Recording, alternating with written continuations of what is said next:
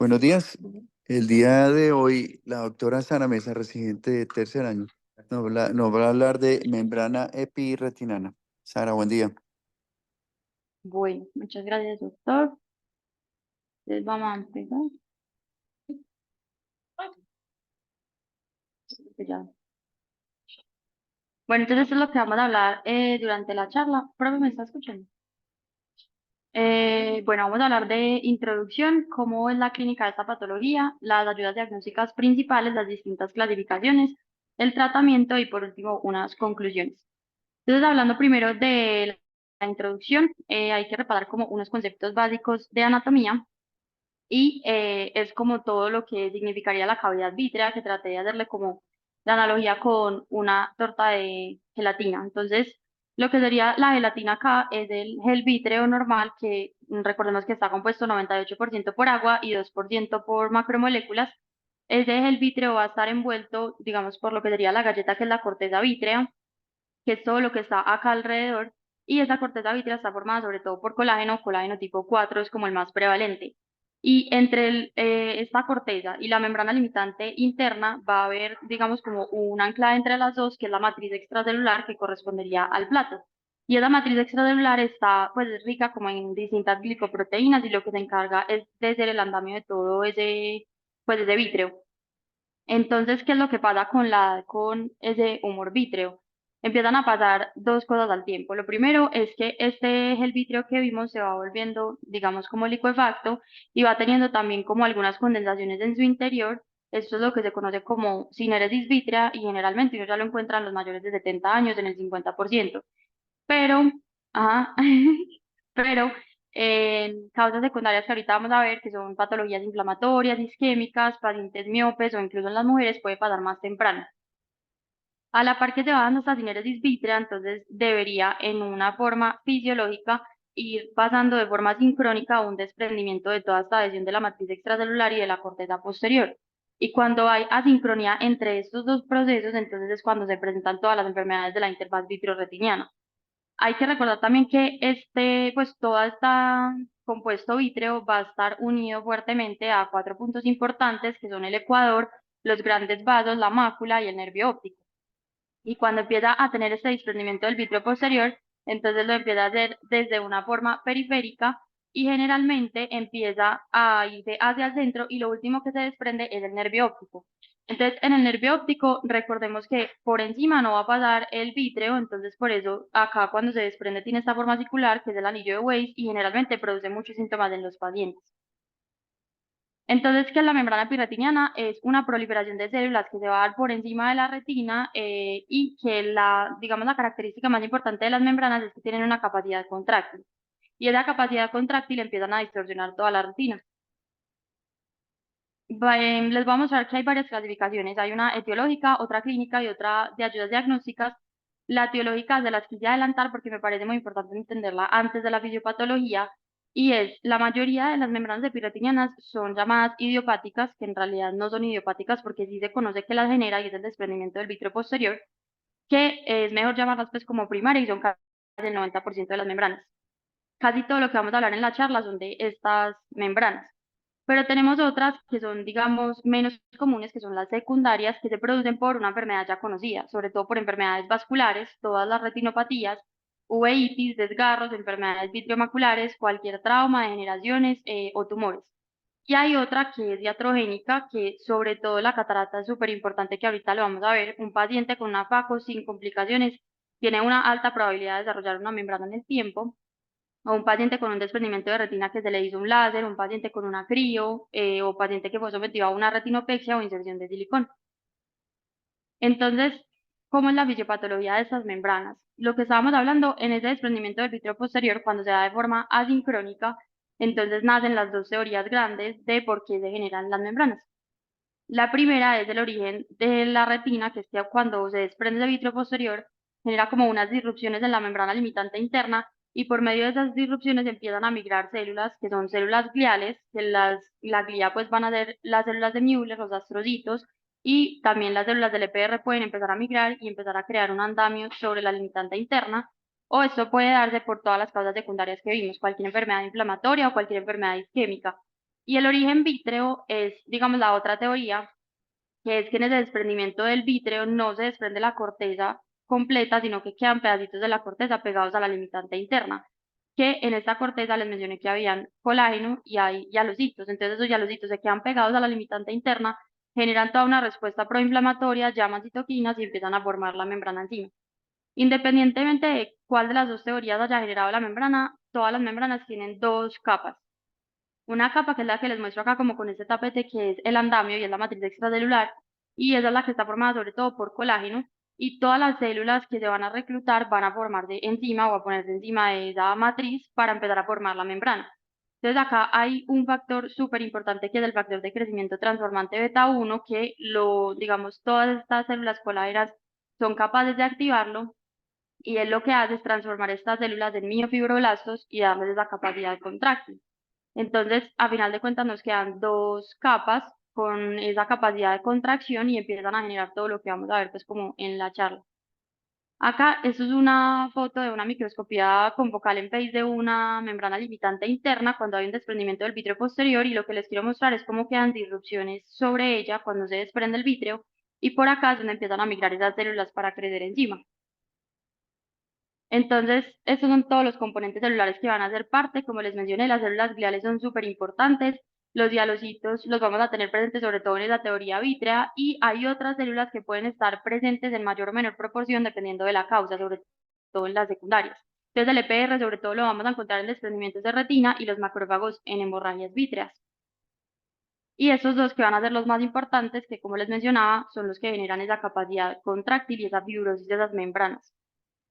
La epidemiología ha variado mucho en el tiempo y es porque al principio cuando se medían las membranas epirretinianas se hacían era con fotos de fondo de ojo y eso subvaloraba pues como la incidencia real de la membrana.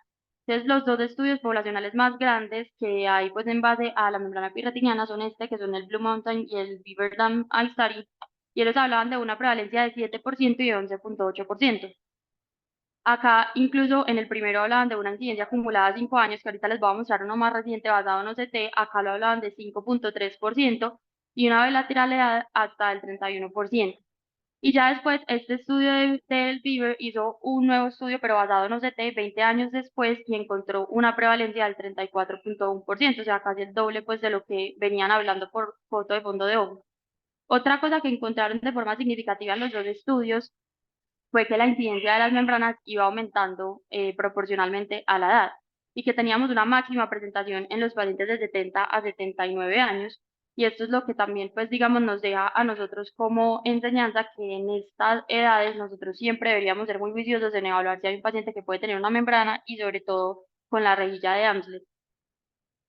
Y este era el que les estaba diciendo, es uno más reciente del 2021 y vean que también hizo una incidencia acumulada de 5 años, evaluando a los pacientes cada 2 años y una incidencia total de 37,6, mucho mayor de lo que decía el Viver. Y acá lo que encontraron también fue como una relación estadísticamente significativa de las membranas con los pacientes que fumaban, sobre todo los pacientes mayores de 85 años, los pacientes con un adelgazamiento coroideo y los pacientes que de entrada tenían como una adhesión vitromacular. Entonces, ¿cómo es la clínica de estos pacientes? La mayoría van a ser hallazgos incidentales y sobre todo desde que empezó pues como el OCT, son pacientes asintomáticos que simplemente los vamos a detectar, pero hay muchos que nos van a llegar sobre todo con síntomas de disminución de agudeza visual, con se me fue el nombre. Gracias. Con metamorfopsias que se van a quedar sobre todo en esa lectura cercana de distorsión de las líneas, van a tener también problemas pues como de la sensibilidad al contraste, de la estereopsis y pueden tener otros síntomas como macropsia o micropsia, que todo esto se va a dar por el fenómeno traccional que generan los fotorreceptores, que ahorita lo vamos a ver. La segunda clasificación que les mencioné es la clasificación clínica que se usaba antes que saliera los DT. Ya digamos no tiene tanta validez, pero igual uno sigue detectando membranas clínicamente por medio de esta clasificación. Y lo que hizo GAS fue tratar de decir cómo iba cambiando estructuralmente al fondo de ojo en esas membranas a medida que iban creciendo. Entonces habló de un grado cero cuando había pues como una membrana que era muy translúcida, que era prácticamente indetectable y que en la retina estructuralmente no generaba pues ninguna distorsión. Acá generalmente los pacientes eran asintomáticos y es lo que se conoce como maculopatía en celofán, que esto sí lo podemos ver en este momento en las membranas que ahorita vamos a ver cuando las detectamos por OCT. Uno pone el enphase del OCT y uno ve la maculopatía enteropam pues generando algo de tracción.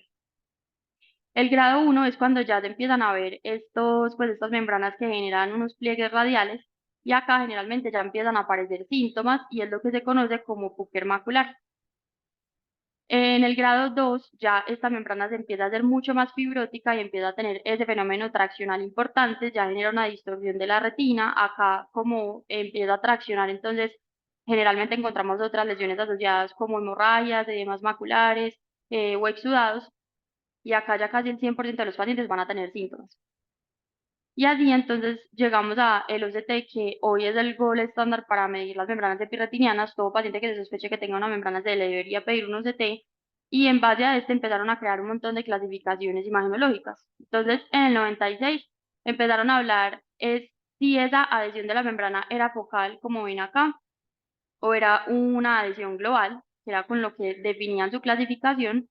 Más adelante empezaron a hablar las membranas que eran como ancladas a la fóvea o las que no eran ancladas a la fóvea y respetaban esta zona central, y las que no estaban, las que estaban ancladas a la fóvea, si tenían un engrosamiento de la retina externa o si ya generaban distorsión o si ya había pues como algo de engrosamiento de las capas internas. Y cuando respetaban la zona central, entonces hablaban de dos componentes importantes que también hay en las membranas, que son el pseudoagujero, que ahorita lo vamos a ver, y las I. Luego empezaron a hablar si había o no desprendimiento del vítreo posterior y cómo se comportaba ese vítreo cuando estaba desprendido y adherido, si había contracción, si había edema, qué tipo de edema era y si había presencia pues como de esquís o no. Y más adelante empezaron a hablar ya fue del grosor macular central, si estaba normal o estaba aumentado. Y finalmente, juntando todas estas clasificaciones, llegó la clasificación de Govetto en 2016, que es la que usamos actualmente, y ella se basa como en varios aspectos. Lo primero es teniendo en cuenta la depresión foveal, hablando de las capas foveales internas ectópicas, que ahorita se las voy a mencionar, irregularidad de las capas internas, que es el drill, hablando también de la zona vascular foveal, porque en este estudio ellos no solamente tomaron un OCT, sino que también tomaron un OCTA, y en cada paciente miraban cómo era su OCT, cómo era su OCTA y cómo era su visión. Y en base a esto empezaron a hacer 4 clasificaciones, pues, o 4 estadios. Entonces, el primer estadio eran pacientes que tenían una visión sin compromiso 20/20 y tenían una membrana hiperreflectiva sobre la membrana limitante interna. Acá quiero que recuerden esto, y es que algo característico de las membranas epirretinianas es que entre la membrana epirretiniana y la membrana limitante hay espacios hiporreflectivos. Cuando no hay espacios hiporreflectivos entre las dos y solamente está esa hiperreflectividad sobre la limitante, es una proliferación epirretiniana, que es una entidad distinta. Entonces, en este caso veíamos una depresión foveal que estaba conservada, una buena organización de las capas, y en el angio-OCT ya se empezaba a ver una disminución de esa zona vascular foveal, que lo comparaban con el ojo contralateral del mismo paciente. El estadio 2, ¿cuál es? Que hay una pérdida de ese contorno foveal, ya se aplana toda la retina, y acá les quiero mostrar esa Santilla Mari, que acuérdense que en esta fobia generalmente lo que hay, pues generalmente no, lo normal es que después de la limitante interna está es la nuclear externa. Y esa nuclear externa tiene una disposición con un poquito de elevación o una cúpula central, pero cuando tenemos enfermedades que generan tracción, se va elongando esta capa y eso es lo que vemos en el estadio 2. Pero uno acá alcanza a identificar todas las capas y están organizadas. Si vamos al angio-OCT, ya hay una disminución de la zona vascular foveal mucho más importante, y acá quiero que miren esto, que ahorita les voy a hablar a profundidad, y es esta zona hiperreflectiva por debajo de la elipsoide, que es el signo de algodón, que es muy típico de estos estadios 2. Acá también para recordarles a Santilla Mari, esta línea que es como de una reflectividad media, esa es la limitante externa, y esta es la capa elipsoide. La capa elipsoide siempre habla de la integridad de los fotorreceptores porque es la unión entre los segmentos internos y los segmentos externos.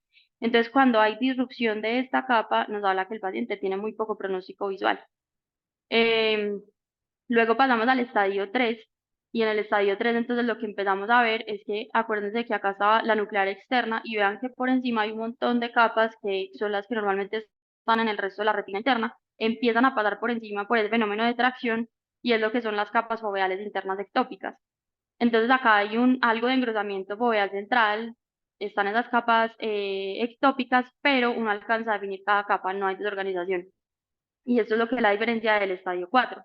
Y si miramos el angio-OCT, ya prácticamente la zona vascular foveal está ausente y hay una pérdida significativa de la visión de un 20-40. Y si nos vamos al estadio 4, ya acá entonces tenemos la hiperreflectividad pues, de la membrana, un engrosamiento muy importante de la retina, están esas capas internas ectópicas, pero acá uno ya no diferencia qué capas cuál, uno ya no sabe acá si es la plexiforme, si es la nuclear, y eso es lo que habla pues como de un estadio 4.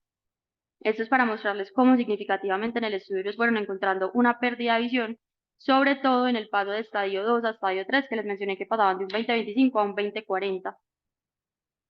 Y este es un artículo muy chévere que habla de que lo que les estaba mencionando ahorita, esta zona o estas 500 micras centrales son las zonas más susceptibles de generar unas disrupciones por esos fenómenos traccionales. Entonces ellos hablan que a medida que se va haciendo esa tracción, tienen unas lesiones progresivas y que a medida de esas lesiones progresivas van perdiendo visión y eso es un factor pronóstico importante. Entonces, al principio, lo que les mencionaba es una hiperreflectividad por debajo de la elipsoide, pero vemos que no hay disrupción ni en la limitante ni en la elipsoide, y es lo que es del signo de algodón. Esto a que corresponde a que hay un elongamiento de los fotorreceptores, pero están pegados al EPR. Y pues algo que también quiero que recuerden es que las células de Müller están desde la limitante interna hasta la limitante externa. Entonces uno dice, ve, pero ¿por qué no se desprende solo la limitante con la capa de fibras y pues como que se separa la retina? Es por eso, porque las células de Müller normalmente son como una columna vertebral de la retina y de ahí como que nace el paralelismo de todas las capas. Entonces, si ellas tienen algo de tracción para arriba, se traen toda la retina para arriba y empiezan a generar estas disrupciones subfoveales. Entonces, primero está pegado a los fotorreceptores, pero hay elongación. Después lo que vemos acá es que ya los fotorreceptores se despegan del EPR y empieza a crear un espacio subfoveal con líquido por debajo. Acá ya empiezan a perder progresivamente la visión, como ven acá, y si esa separación de los fotorreceptores con el EPR se queda de forma crónica, entonces lo que pasa es que, acuérdense que normalmente el EPR es una bomba para sacar los desechos de los fotorreceptores. Si no están pegadas, pues no las pueden sacar, entonces se empiezan a acumular todos esos desechos debajo de pues, subfoveal y es lo que se conoce como una lesión viteliforme adquirida. Entonces acá, en el desprendimiento foveal, se pierde la elipsoide en esta zona, pero se ve la limitante externa. Y acá generalmente perdemos la elipsoide completa con la limitante externa, que esta no es pues como la más típica. Algo que ellos también mencionaban en este artículo muy interesante era que los estadios 3 y 4, como tenían esas capas ectópicas internas, eran un factor protector para no desarrollar estas lesiones porque aumentaban el grosor macular, entonces no generaban tanta tracción.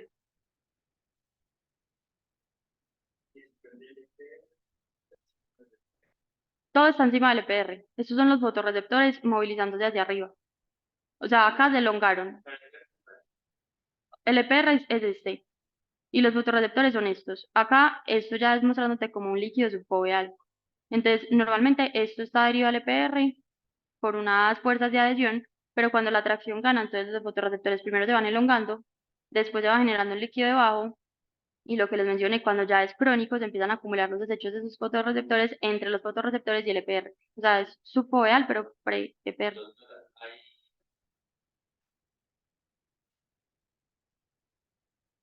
No, doctor, no encontré extrafoveal. Pues, o si es extrafoveal, son las que respetan la fovea central, pero igual están en la mácula.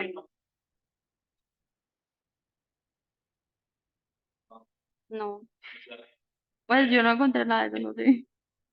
Bueno, entonces, este es otro artículo que habla de lo que les estaba mencionando. La proliferación epirretiniana es una patología distinta, que era lo que les decía de esta línea hiperreflectiva que no tiene espacios hiperreflectivos entre ella y la limitante interna, y esta está muy asociada es con los agujeros maculares lamelares, que no voy a entrar en detalle de ellos, pero los agujeros maculares lamelares pues va a ser digamos como una disrupción parcial de las capas internas de la retina y se pierde todo ese contorno foveal central. El pseudoagujero, este sí es muy típico de las membranas epirretinianas, que clínicamente se ve como si fuera un agujero, una lesión rojiza, bien circunscrita, y pues uno también lo podría ver clínicamente con el signo de la luz para saber si la deja de sentir, pero acá en el OCT uno puede ver claramente que es simplemente como una depresión foveal que es socavada, pero no hay pérdida de ninguna capa. Y la fobiosquisis es cuando hay una separación de las capas de Henle entre la plexiforme y la nuclear, que es por ese mismo fenómeno de tracción. En las membranas secundarias, entonces era para decirles que pues uno realmente las puede detectar desde un principio, desde que está interrogando al paciente, porque son pacientes que generalmente son más jóvenes, que tienen algún antecedente de cirugía, pues o algún antecedente de patología inflamatoria, y son pacientes que tienden a tener menos visión de lo que uno esperaría con una membrana, porque estas membranas son mucho más gruesas y tienen unas adhesiones focales en la retina, pues en el OCT, entonces generan mayor disrupción. Acá el tratamiento, como vamos a ver ahorita, es enfocado a la causa de base que esté generando esa membrana. Y hay otras ayudas diagnósticas que, bueno, la angiotomografía ya la vimos, como hay esa disminución de la zona vascular foveal. La angiografía fluorescénica es más en esos casos secundarios que queremos buscar patologías vasculares, y la autofluorescencia que les muestro acá, lo que se va a ver es un fenómeno de hipoautofluorescencia en donde está la membrana, y cuando tenemos esas lesiones viteliformes adquiridas, pues también lo podemos ver acá. Bueno, el tratamiento, entonces hay como tres esquemas. Está el manejo conservador o el manejo expectante, el tratamiento médico y el tratamiento quirúrgico. Entonces, el manejo conservador, para, digamos, definir un manejo conservador hay que tener en cuenta los marcadores pronósticos, que son los biomarcadores que tenemos en cada enfermedad, y eso es súper importante, que son en las capas externas la disrupción de la elipsoide, que les mencioné que tienen muy poco pronóstico de recuperación visual posoperatorio, los pacientes que tienen alteración también de esa línea de interdigitación, y los que ya tienen fenómenos traccionales, cualquiera de los tres que hablamos. Y en las capas internas, si estamos hablando de un estadio 3 o 4, que ahorita vamos a ver en la visión cuando uno determina operar, pero en el estadio 3 ya estábamos hablando de mayor un 20/40 y un 20/100. Si hay esa desorganización, el paciente casi no va a mejorar visión postoperatoria. Entonces eso hay que tenerlo en cuenta, no porque el paciente no se vaya a operar, porque igual puede generar consecuencias, sino porque hay que ser muy claro con esos pacientes que el pronóstico visual no va a ser igual a un paciente que no tenga, pues, o que tenga ausencia de estos biomarcadores. Para eso entonces se habla de la progresión. Hay una progresión anatómica y una progresión funcional, que uno la ve, la funcional con agudeza visual y la anatómica de forma estructural, y se habla que en 24 meses puede haber una progresión anatómica de casi el 40%. Y esto depende del compromiso macular total, de la presencia de agujero o lesiones viteliformes y de la presencia de capas ectópicas. Pero pues digamos que la progresión funcional en agudeza visual en 24 meses, ellos lo que encontraron en este estudio es que el 10% de los pacientes tenían un empeoramiento visual, pero el 7% mejoraban, porque también hay un 7% de las membranas o menos que pueden desprenderse solas y no generar ninguna progresión en el tiempo. ¿Cuáles son los que más van a generar progresión funcional? Los que tienen metamorfopsias, los que tienen quistes en la nuclear interna y los que tienen agujeros lamelares. Entonces, ¿a quién vamos a escoger para un manejo expectante? ¿Y qué es el manejo expectante? Es mirar al paciente cada 6 a 12 meses, hacerle una visión bien tomada siempre, un examen de fondo de ojo y un OCT. Entonces, vamos a escoger a los pacientes que tengan una visión mejor de 20/40, los pacientes que no tengan metamorfopsias y los pacientes que no tengan alteraciones, pues, como en su cotidianidad por calidad visual. Eh, el manejo médico, este es más como para los casos de secundario, esto no es para una membrana epirretiniana idiopática, y es que dependiendo de la entidad que tengamos que esté generando esa membrana secundaria, pues tenemos diferentes opciones terapéuticas. Y el manejo quirúrgico, entonces, el objetivo es tanto liberar la tracción de esa membrana para que no genere, pues, como esas alteraciones en el futuro que mencionamos, recuperar ese funcionamiento normal de la retina, si hay algo, pues, como de objetivo de mejoría de función visual, sobre todo si no hay esos marcadores de mal pronóstico, y restablecer como la transparencia a nivel de la fóvea, porque parte de esa disminución visual también es como por el fenómeno refractivo que genera la membrana. Bueno, entonces, ¿cuál es el tratamiento? Hacer una vitrectomía posterior con pelamiento de la membrana epirretiniana, y además se puede hacer o no pelamiento de la limitante interna, que ahorita lo vamos a ver. Siempre hay que buscar otras lesiones para saber si el paciente es susceptible a hacer láser o hacer alguna otra cirugía. Y algo muy importante era lo que les mencionaba ahorita, tener en cuenta que los pacientes postoperatorios de una FACO normal, el 63% van a desarrollar una membrana epirretiniana en los próximos 2 años. Entonces, ¿eso qué quiere decir? Que si nos estamos enfrentando a un paciente mayor de 60 años, que puede o no tener incluso una catarata, si tiene una membrana epirretiniana, pues es un paciente que se debería operar de una vez con un apacovitreo. ¿Cuáles son entonces los pacientes que entrábamos a operar? Ya dijimos visión 20/40. ¿Por qué se llegó al 20/40? Es porque pues en membranas epirretinianas hablan de una mejoría de visión techo, que más o menos los pacientes ganan 2 líneas de visión o un poquito más. Entonces uno dice, ¿por qué no se operan temprano si uno sabe que igual muchos van a progresar y van a perder visión? Es porque lo que van a mejorar no es tanto y se van a, digamos, a tener también en cuenta los riesgos pues, operatorios y posoperatorios. Entonces, por eso se llegó a este consenso de 2040. Un paciente que es visión peor de 20/200 preoperatorios es un paciente que no va a mejorar nada de visión, entonces ese paciente sí, pues también hay que ser muy claro. Y otra cosa importante es el grado de metamorfopsia. Un paciente que ve mejor de 20/40 pero tiene una metamorfopsia importante es un paciente que se debería operar.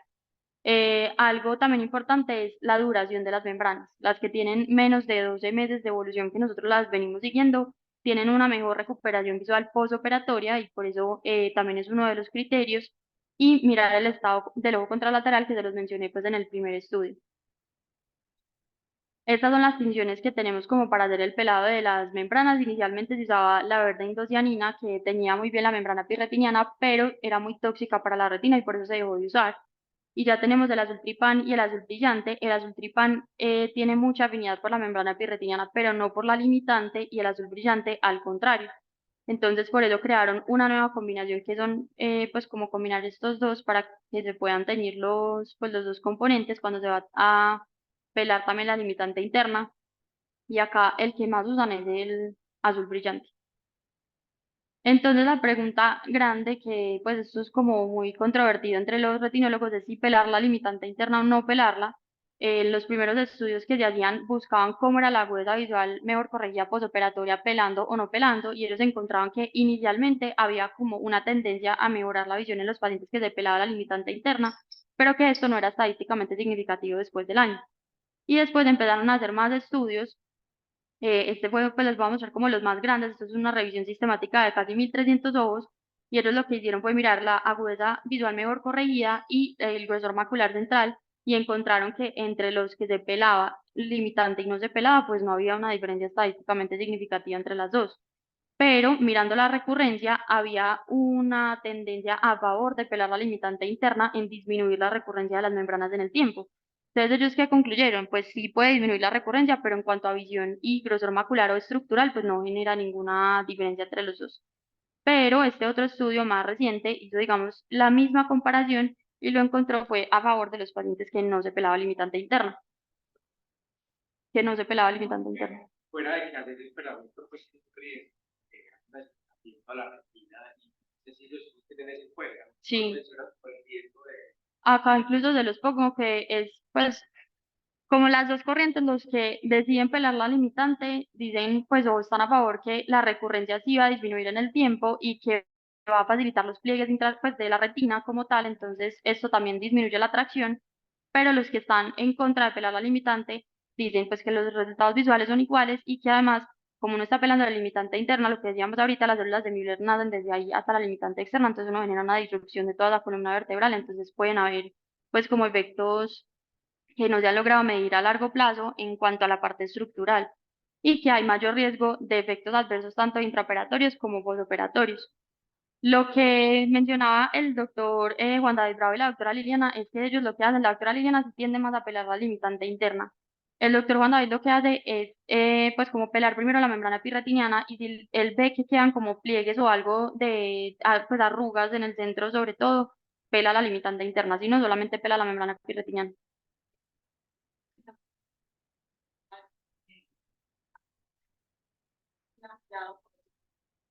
El día antes, y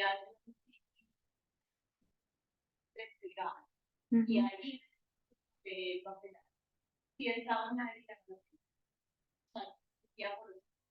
para poder hacer la cirugía, y desde que está todo eso,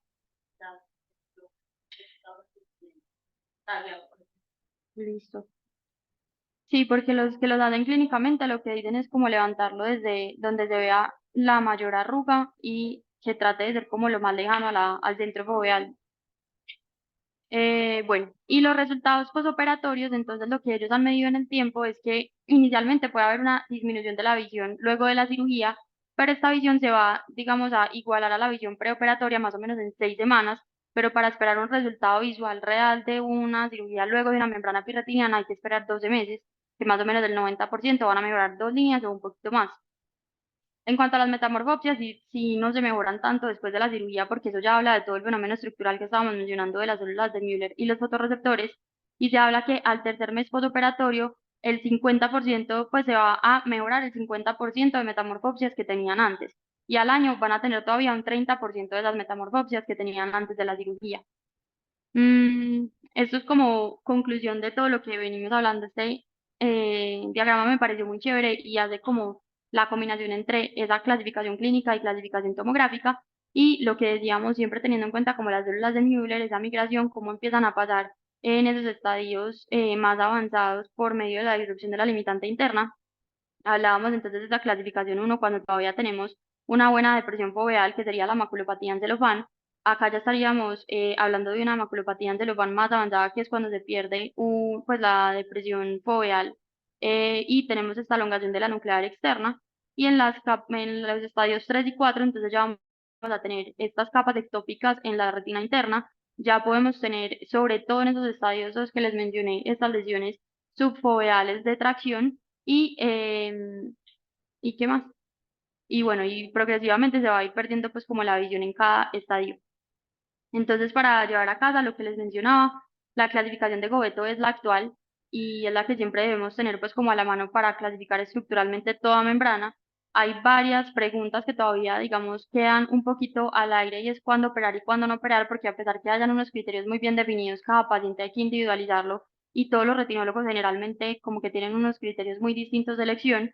Esta sí pues está clara que es la visión, los factores pronósticos, que esto es de lo último que ya hablaba membrana pirretiniana y que es súper importante, y que les mencionaba que no es que si está un factor de mal pronóstico presente el paciente no se va a operar, sino que hay que ser muy claros con el paciente que no va a mejorar visión. Siempre tener la clasificación etiológica, sobre todo en mente las secundarias que tenemos que tratar pues como la causa de base, y cuando tenemos presencia de catarata pacientes mayores de 60 años, se hace facovitreo combinada. Pelar o no pelar sigue siendo una pregunta pues como que todavía no está resuelta del todo, se tiende más a pelar la limitante interna y otra cosa también pues que está controvertido es qué tan extenso pelar esa membrana pirretiniana o la limitante interna, que hay unos que se van solamente en esas 500 micras centrales, otros que se van un poquito más hacia las arcadas. Y ya, eso era lo que les traía. Muchas gracias. Felicitaciones. Se hablaba mucho de la piroplasmina y ya estaban como tendiendo a decir que no era tan útil teniendo en cuenta costos y riesgos. Todavía se usa o tiene unas indicaciones muy precisas. ¿Sabes algo de la piroplasmina? Pues eso lo usan más desde en el síndrome de tracción vitreoretiniana para hacer una vitreofarmacolisis, pero los retinólogos no les gusta porque dicen que pues no tiene como buenos resultados posoperatorios y también tendría a tener algo de toxicidad. Entonces, pues lo que yo he hablado también con la doctora Diana Hernández es que ella me dice que bajo ninguna circunstancia está como indicada usar piroplasmina en este momento. La piroplasmina para los R1 es como un anti-VEGF que se colocaba pues un medicamento intravitrio, mejor dicho. No, yo no creo que lo usaba. La retinóloga que tiene. Exacto. Mónica hizo el trabajo en la clínica. La cosa es que lo llevaban en nitrógeno líquido, necesitaba frío constante, muy caro y no despegaba. Sí, Otra cosa que yo escuché que me dijo el doctor Valli es que de pronto no sabe si despegara por piroplasmina o por la misma inyección. Por la Él presión. decía, yo hasta hay veces en esos pacientes que tienen, no sé, también tienen Adicción. anti-VEGF, él decía, yo les hice eso despegaba. Entonces él decía, no sé si de verdad es la piroplasmina o simplemente El tubo. inyección que físicamente no mecánicos. Vitrodisección. Imagínate, en vez de Vitrodisección. Sí. vitreodisección, exacto. un paciente que sale membrana pirretiniana, tiene catarata, el paciente quiere ponerse un lente multifocal, entonces. No, está contraindicado. Pues incluso los de rango extendido no son la mejor opción para un paciente con membrana, porque lo que mencionábamos puede empezar con un estadio 1, pero el paciente fácilmente en unos años puede terminar en un estadio 4. Pero el Entonces, mensaje para todos es que decían hacer una FACO y sobre todo un lente multifocal OCT. Pues es que Sí. se tiene que enviar. total. Entonces, dos, se vea que se ve que también. ¿Los qué? No. Oye, pero es que 30% de incidencia es muy alto. Pues yo lo que pienso que estoy confiado por los que voy a hacer todo el tema, todos los premios. porque yo estoy más confiado con lo que estás diciendo, pero voy a cambiar.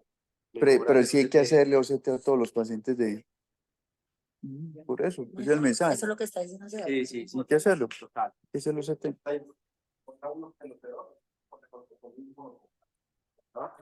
Y es un bifocal. Eso es una revisión extendida. Ajá. Ahí son excelentes.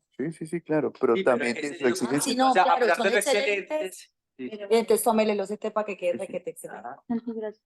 Muchas gracias, doctora. Gracias, Carlos. A usted, muchas gracias.